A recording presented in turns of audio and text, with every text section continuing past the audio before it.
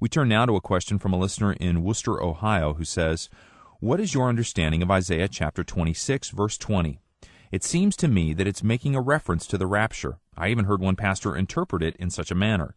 What do you think?"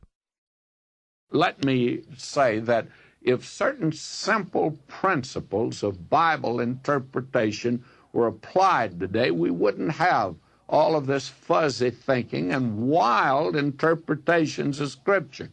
Now, the church is not in the Old Testament as such. There are pictures of it. There are figures of it. Now, I believe that when you say that the church is not in the Old Testament, then when you find a verse of Scripture in Isaiah that you think that you can twist it around somehow or another, that you're going to make it applicable to the rapture of the church. Well, you just can't do that. Now, I want to turn to Isaiah 26, and I'll take not only Isaiah 26:20, but these last verses there. "Come, my people, enter thou into thy chambers, and shut thy doors about thee. Hide thyself, as it were, for a little moment, until the indignation be overpast. For behold, the Lord cometh out of his place to punish the inhabitants of the earth.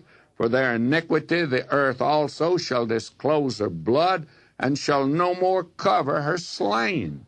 Now, the fact of the matter is, he's been talking in this chapter about the restoration of Israel and the worship of Israel, and after the church is removed from the earth.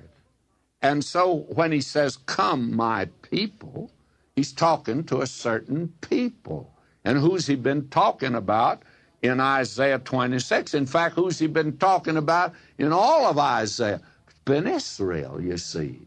So don't try to say now, all of a sudden, he's changed and he's now talking to the church. He's not talking to the church, and he's not talking about the rapture. He's telling these people they're going to go through this time of trouble, and he says, I want you to hide yourself. You see, during the time of the Great Tribulation, there are going to be 144,000 witnesses, and there's going to be a great company of people saved.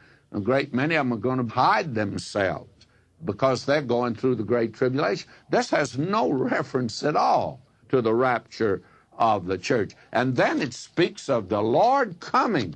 Coming when? At the end of the Great Tribulation to establish his kingdom here upon this earth.